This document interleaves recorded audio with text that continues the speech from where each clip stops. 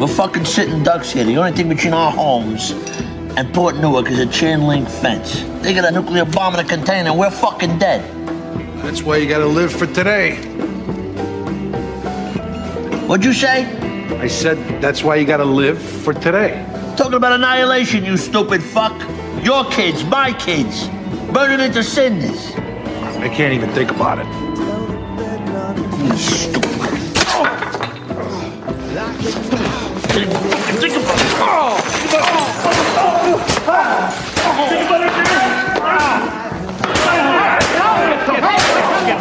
it. Take it easy. Take a walk. Get some air. Take a walk outside. Take it easy. Sorry, everybody. Welcome to Blowback. This is bonus episode 5. This episode is going to be about the politics of nuclear weapons, and by extension, nuclear war, from the time of World War II until, roughly speaking, the heart of our Season 2 narrative in the early 1960s. And if you haven't gotten to the missile crisis part of the season yet, then don't worry. Consider this some table setting. This episode is all about the atom bomb, the dawn of the nuclear age, and how that story unfolded right alongside the events of our main narrative. It's the story of how, out of the smoking craters of Hiroshima and Nagasaki, America would back up its hardline anti-communist diplomacy and covert action in harsher and harsher ways as the power of its nuclear stockpile grew deadlier and deadlier. So now, we are turning back the clock to the 1940s. In the waning days of World War II, Joseph Stalin set 2 of his military commanders on what would become the famous race to Berlin. Berlin, at the end of the war, would be divided into different zones, an American zone, a Soviet zone, and so on, as part of an agreement reached earlier in 1945.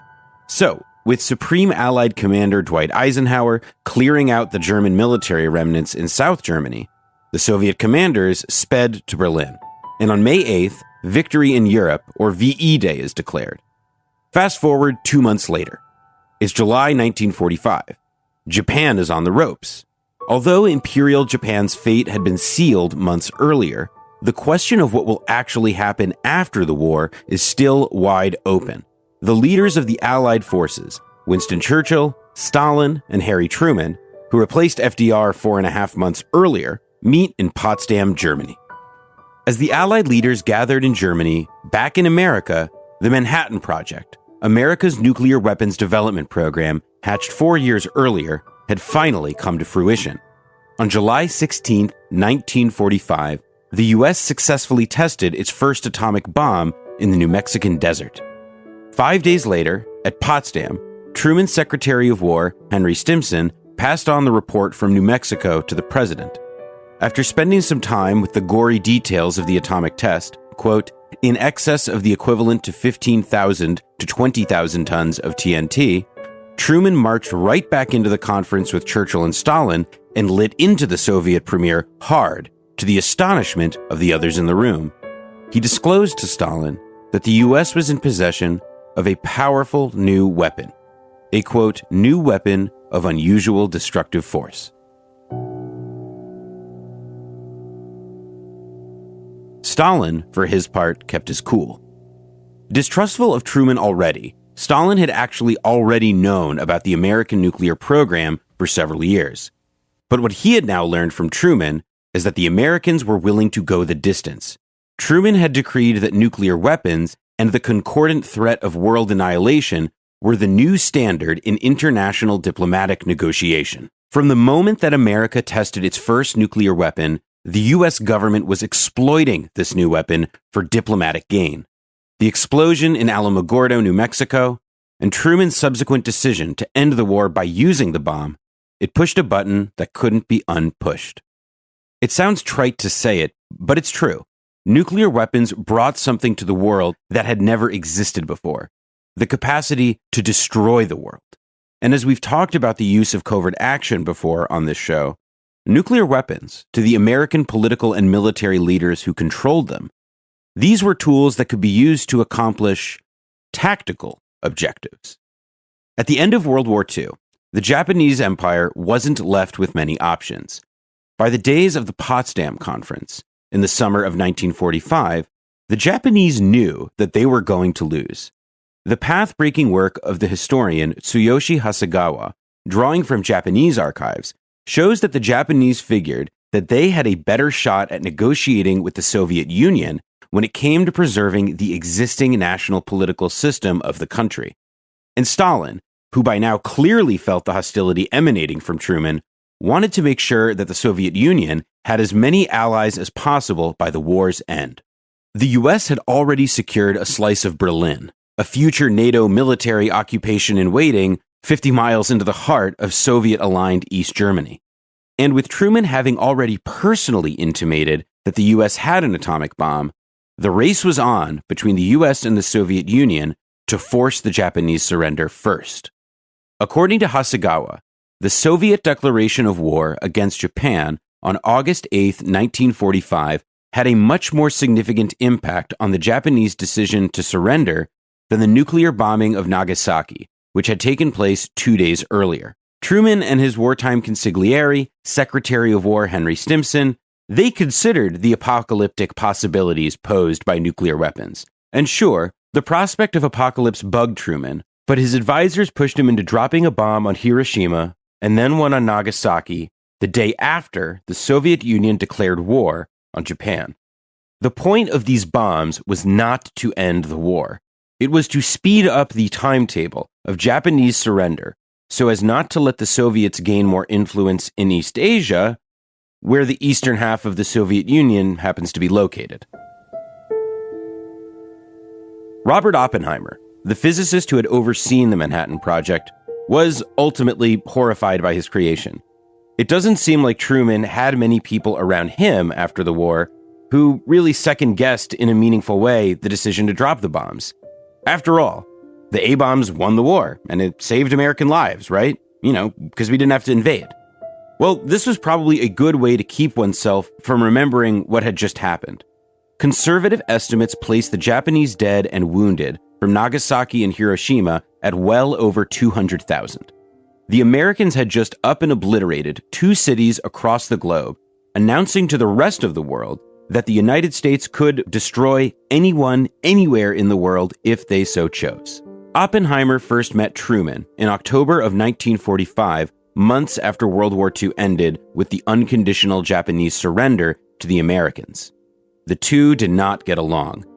The historian Peter Kuznick has a concise explanation of their meeting that foreshadows exactly how the highest levels of American government examined the ethical side of not just using nukes, but the then incipient arms race.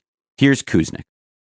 Although it would be some time before Oppenheimer discovered how this dramatic competition to achieve geopolitical goals formed a backdrop to the use of the atomic bombs, he, unlike Truman, felt an appropriate revulsion at what he had helped achieve.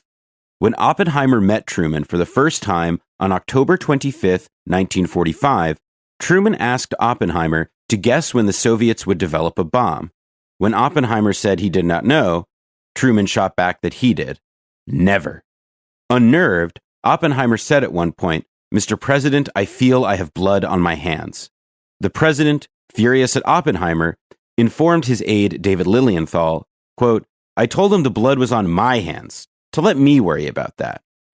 Apparently relishing the story, Truman later offered alternative versions. He told Dean Acheson, quote, "I don't want to see that son of a bitch in this office ever again," and another time called Oppenheimer a crybaby scientist. Now, I'm sure many of you have heard Oppenheimer's description of what he thought when he saw the mushroom cloud in New Mexico for the first time. I am become Shiva, etc. But I think it hits a bit different when you hear it live, when you know a little bit of context.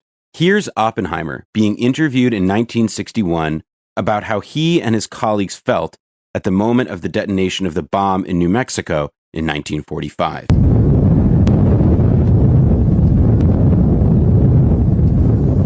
We knew the world would not be the same. Few people laughed. Few people cried.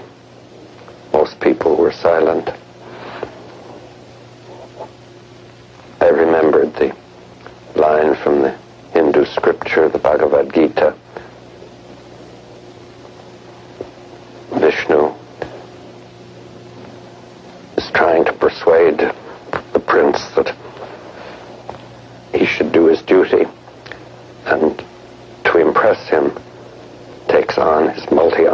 form and says, "Now I am become death, the destroyer of worlds." I suppose we all thought that one way or another. Although Oppenheimer was publicly discredited for having ties to communists during the McCarthy era, it was his opposition to the H-bomb, the hydrogen bomb, and what that weapon stood for that basically got Oppenheimer shunted out of public life in the 1950s.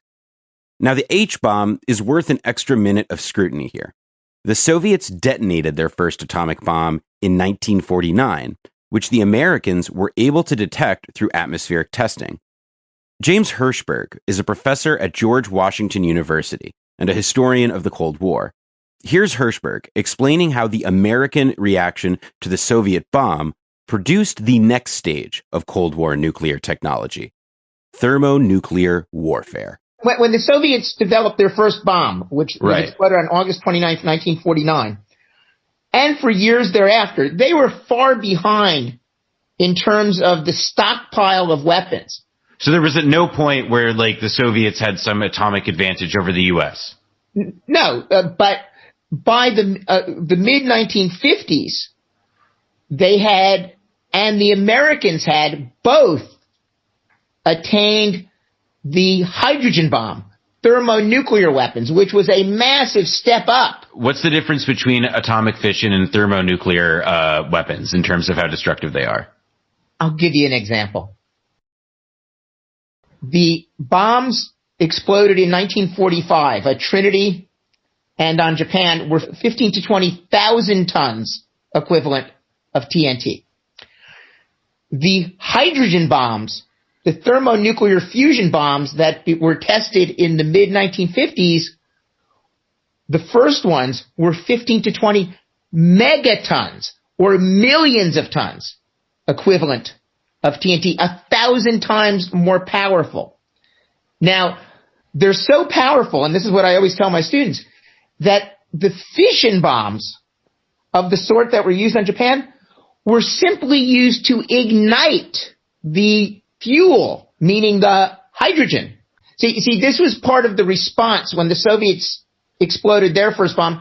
In the winter of 1949-50, there was a mostly secret debate in the United States, which I've written a lot about, over whether or not to build or to try to build the hydrogen bomb.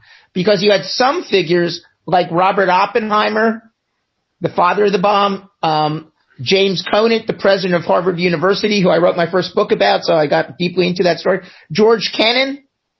They said this is a weapon of genocide. This is so big, it's too big for any military target.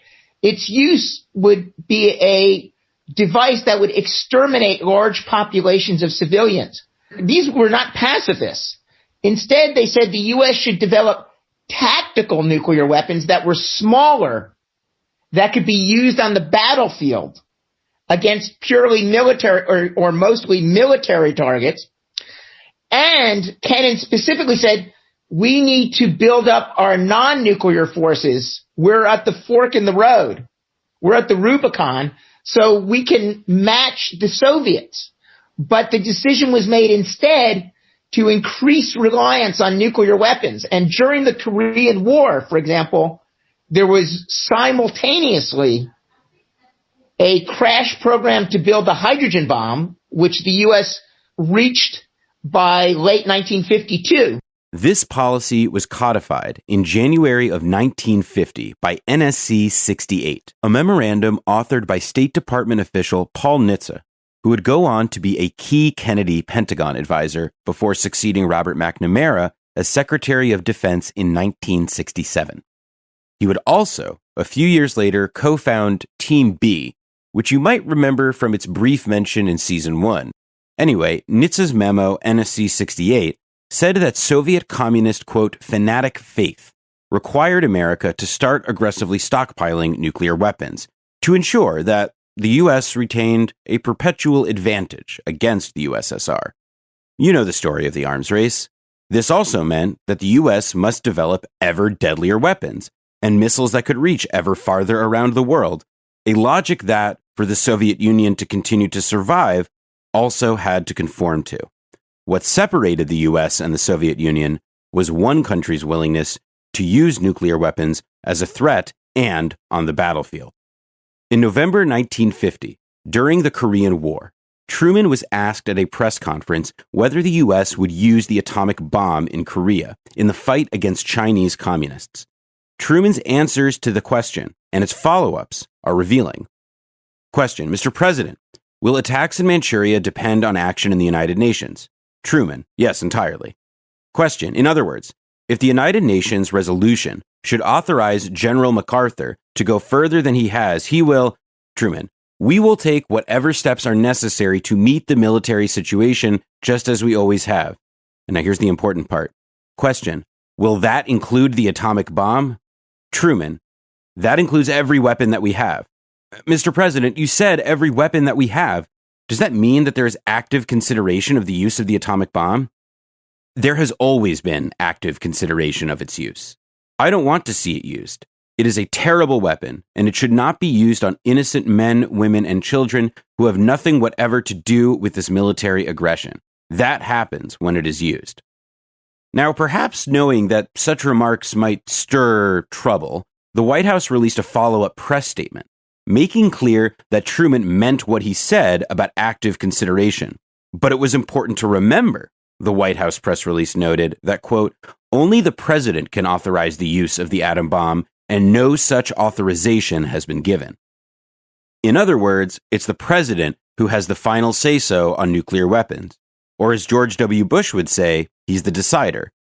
In 1951, as a flex of the decider's power, Harry Truman fired General Douglas MacArthur, seen by many as a World War II hero. He had been made commander of U.S. forces in Korea. Truman canned MacArthur for publicly urging the president to escalate the war. MacArthur would later tell a biographer that his desired strategy to finish the Korean War had been to drop, quote, between 30 to 50 tactical atomic bombs on enemy air bases and other depots strung across the neck of Manchuria. According to MacArthur, that many bombs would have more than done the job. Evidently for Truman, that would have been a cost too high. Now, the conventional story is that in 1953, Truman merely passed the nuclear and Cold War baton to Eisenhower. There's truth to this. Truman and his advisors and the military leaders he relied on, they basically agreed that the Soviet Union represented a mortal threat to America.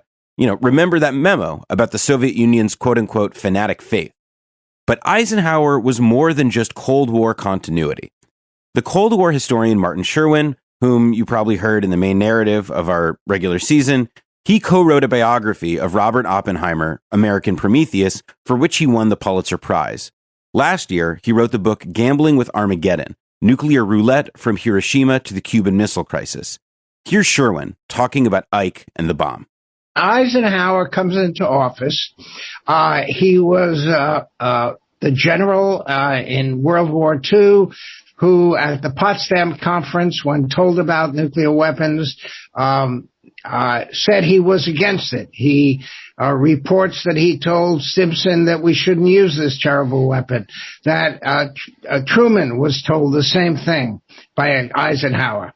But now he is the president of the United States, and he's really an ideologue. In 1946, Eisenhower writes in his diary, we are engaged in a battle to the death, with communism. This is 1946. We don't need to hammer home Eisenhower's and his administration's anti-communist bona fides. You heard enough about that earlier in the regular season. What I want to highlight here are two things. First, how Ike considered using nuclear weapons tactically on the battlefield as the American commander-in-chief. The second thing is what Sherwin describes in his most recent book as Ike's realization about the political advantages to nuclear weapons, identifying such weapons, as Martin Sherwin writes, quote, the most cost-effective and efficient means of enforcing American objectives. So, as to the first thing, how Eisenhower discussed using nuclear weapons on the battlefield. Eisenhower began his term with the ongoing Korean War, whose main combat operations concluded in the summer of 1953 with a stalemate between the North and South at the 38th parallel, dividing the Korean peninsula into halves. After he oversaw the Allied war machine and before he became president, Eisenhower served as the chief commander of NATO, the North Atlantic Treaty Organization set up by the U.S., Western European allies, and Marshall Plan beneficiaries as a counter to the Soviet bloc. Assuming the presidency, Eisenhower entrenched the NATO military doctrine, as his Secretary of State John Foster Dulles set up enriching the diplomatic scaffolding, and his CIA director, Allen Dulles, began recreating the same covert operations lines that existed in World War II, only this time to be wielded against the Soviet Union. The threat of nuclear annihilation from the very early days of the Eisenhower years was not some dog whistle. I mean, occasionally it was, but more often than not, it was expressed overtly. Nuclear war was obviously on everyone's minds. In a famous speech before the Council on Foreign Relations in January of 1953, John Foster Dulles introduced the phrase that would define the decade: massive retaliation. We need allies and collective security. Our purpose is to make these relations more effective, less costly. This can be done by placing more reliance on deterrent power and less dependence on local defensive power. This is accepted practice so far as local communities are concerned. We keep locks on our doors, but we do not have an armed guard in every home. We rely principally on a community security system so well equipped to punish any who break in and steal that, in fact, would-be aggressors are generally deterred. That is the modern way of getting maximum protection at a bearable cost. What the Eisenhower administration seeks is a similar international security system. We want, for ourselves and the other free nations, a maximum deterrent at a bearable cost. Local defense will always be important, but there is no local defense which alone will contain the mighty land power of the communist world. Local defenses must be reinforced by the further deterrent of massive retaliatory power. A potential aggressor must know that he cannot always prescribe battle conditions that suit him. Otherwise, for example, a potential aggressor who is glutted with manpower might be tempted to attack in confidence that resistance would be confined to manpower. He might be tempted to attack in places where his superiority was decisive. The way to deter aggression is for the free community to be willing and able to respond vigorously at places and with means of its own choosing. This was the vaunted New Look strategy. What you just heard from Dulles was formalized without any allusion to nuclear weapons in an NSC memorandum written later on in 1953. The NSC's findings were firm. The U.S. needed overseas bases to ensure West Europe stuck with the U.S. And furthermore, the U.S. needed, quote, a strong military posture with emphasis on the capability of inflicting massive retaliatory damage by offensive striking power. In other words, long-range ballistic nuclear missiles, which had not even been developed yet. In public, Eisenhower himself spoke in measured language, echoing the kind of rhetoric of restraint and caution that everyone remembers from his farewell address. John Foster Dulles emphasized how the administration worked hand in glove with Congress, the very portrait of responsible bipartisan governance. But in private, as many historians have found, Ike took a different tack entirely. At a March 1953 National Security Council meeting, according to the minutes, Eisenhower, quote, raised the question of the use of atomic weapons in the Korean War. Admittedly, he said, there were not many good tactical targets, but he felt it would be worth the cost if, through the use of atomic weapons, we could, 1, achieve a substantial victory over the communist forces, and 2, get to a line at the waist of Korea. Although nuclear weapons weren't deployed in Korea, Eisenhower and John Foster Dulles were, according to the meeting minutes, quote, in complete agreement that somehow or other, the taboo which surrounds the use of atomic weapons would have to be destroyed.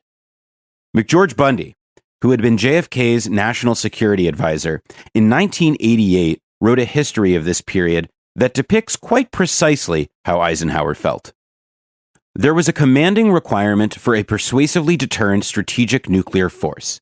In 1953, this requirement led to a primary role for the long-range bombers of the Strategic Air Command headed by Curtis LeMay. In budgetary terms, This priority had been recognized for several years, but Eisenhower personally intervened in the final discussions of 1953 to ensure that this force should be recognized not as a major deterrent to Soviet aggression, but as the major deterrent. And that's Bundy's emphasis.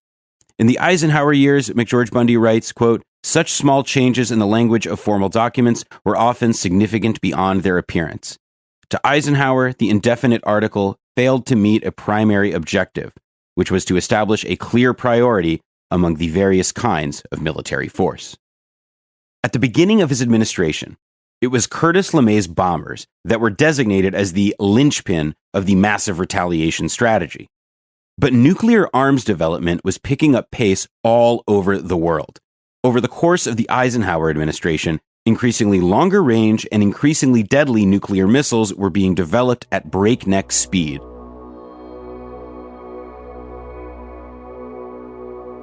In March 1958, Eisenhower was sent a disturbing memo by his special assistant for national security.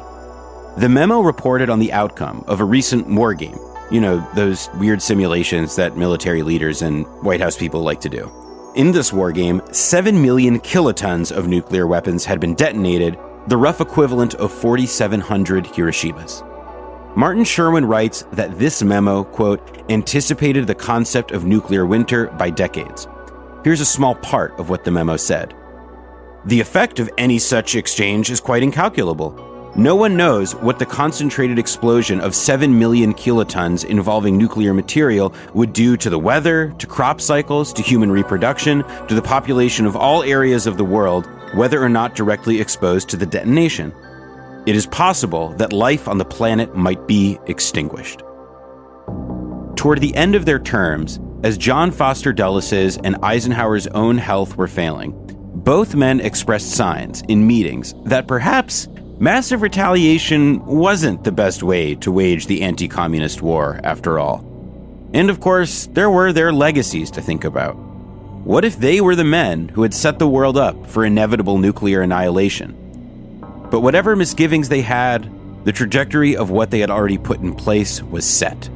In 1954, the Americans introduced their first nuclear missile, the PGM-19 Jupiter, manufactured by Chrysler with a range of 1,500 miles. But by August 1957, the Soviets announced that they had successfully tested the R-7 Semyorka, the first ever ICBM, an intercontinental ballistic missile with an effective range of 5,500 miles. 2 months later, using a modified version of the Semyorka, the Russians revealed Sputnik 1, the first ever successful launch of a satellite into the Earth's orbit. Although the launch of Sputnik in 1957 is commonly credited with initiating the American race for ICBMs, that's mainly because the news media blamed Eisenhower for it, stoking fears that America was falling behind in the Cold War. These fears were unfounded. America was already well on its way to nuclear missile mass production and dominance.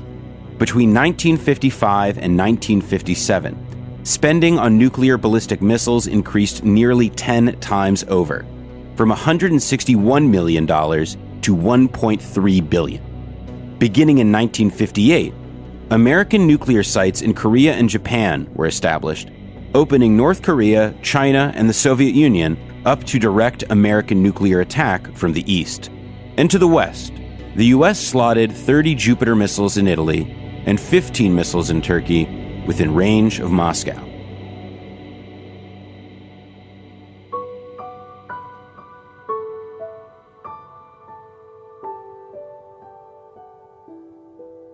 Eisenhower's 2 terms produced more than just this geographic nuclear advantage over the Soviet Union. Over the course of Ike's 8-year administration, the size of the American nuclear arsenal had swelled from 2,000 weapons to more than 20,000 weapons. The Soviet Union, meanwhile, had fewer than 5,000 warheads on hand by 1960. It was an imbalance that cast a long shadow east, as Soviet Premier Nikita Khrushchev understood all too well. Bye.